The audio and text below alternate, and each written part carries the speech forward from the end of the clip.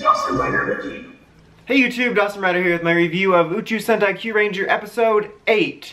So this, oh not 8, 38. I was like, wait, that sounds, I just traveled back in time. So like, you know, the series is just meandering and filler and there doesn't appear to be any other Rangers on the horizon. Although I think Commander was closer to that episode. I don't know. Anyway, I was trying to remember what was happening during episode 8. But I guess that just shows how much has happened since then. And it's not even 38, it's 31. Dear God! What? 38? My solution was just to add the 3. I'm like, wait, I was close. Just add the 3. So yes, this is episode 8/38/31, but it's really episode 31. Anyway, so this was the episode that we got Naga back, and I thought it was pretty great. I thought it continued the trend Kyurangers had for, what, 3 to 4 weeks of pretty great episodes, and I thought it was a pretty satisfying conclusion to the Naga saga. I didn't realize I was a poet, I didn't even know I rhymed those words.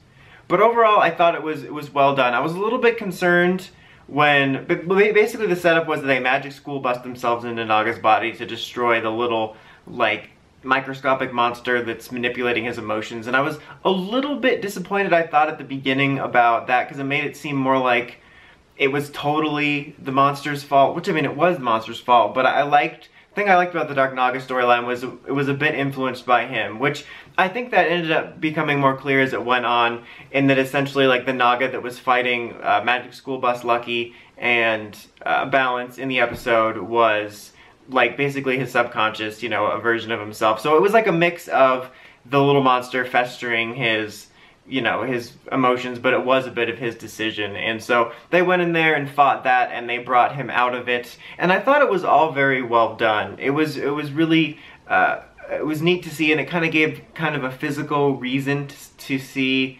or to show like why the change would happen. And you sort of had all of the crew basically making an emotional plea to him and him hearing it. And it was kind of neat to see like the internal battle and then the external, like with the tear running down his eye. It's also kind of funny the way Lucky and Balance came out of the tear to his eye at the end. But I thought it was very well done, and I thought it hit those emotional beats well. And I was impressed on how long this saga lasted. Like I said last week, it's granted it was extended by the fact that we had another storyline running parallel, and so we sort of focused a few weeks on that, and you just kind of had Dark Naga in the background. But I like that within like the history of watching this show, it felt like that was an arc and not a gimmick for an episode or two. Like, so I appreciate that. And an interesting twist, actually, Naga gets to keep Hebitsukai Metal as a power-up. I thought that was actually really cool and unexpected. I honestly didn't think that was going to happen.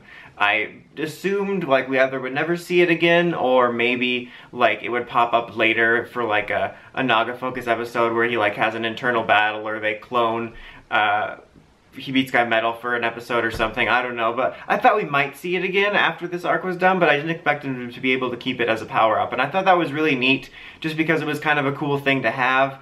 It's kind of cool for the character, because he described it as being able to control his anger, so it's just showing sort of a growth with his emotions in a way. But also, it's just kind of nice to have another Ranger besides Red get a power-up. And I'm not usually one to complain about that, because I understand how the marketing works. But like, I do miss like when the whole teams and stuff would get power-ups instead of just a Red Ranger upgrade, or when they sort of pass around like the Fi's belt.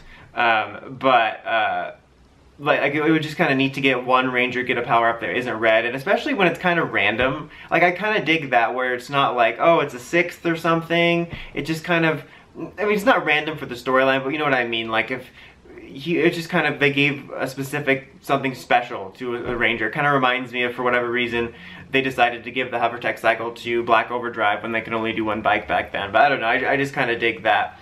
And I thought overall this storyline was pretty, like, mostly successful. I definitely think there could have been more things to explore and more things they could have expanded on, but I think for the most part it was successful, and I really liked that they did it around Naga, because for the longest time, I remember it was like my joke of like, what even is Naga? Because after he came in, he didn't do a whole lot except sort of be kind of weird, like an entertaining weird, but weird. But it was a really good story beat for him, and sort of realizing this balance between wanting emotions and like who he was also being good. And it was also a really good arc for Balance, I thought, especially in this episode, sort of showing how he really cares for Naga, even though, you know, he initially just picked him up out of convenience. I thought it was it was really neat. And like I said, it was cool to see that he gets to keep the power-up. And there wasn't a whole lot else addressed in this episode. The only two things really were like a brief addressing of like the events from last week, where basically, well, I guess we're just gonna have to kill Don again. And Naga got some intel on where he might be. I think it was where he might be, but they got some intel because he was in the enemy camp for weeks. So that was addressed a little bit, and then there was a little bit hinting at the end that the Orion is busted. Not hinting like, it is, but I mean like hinting at the next arc, so that the Orion ship is busted, and Raptor was kind of concerned about that. And so next week looks to be, it looks to have a little bit more of a fillery element than we've gotten in a while, but it also is going to be touching on like the Orion being busted. So again, I like that we're already rolling into the next arc. And they did a pretty successful job of tying it together.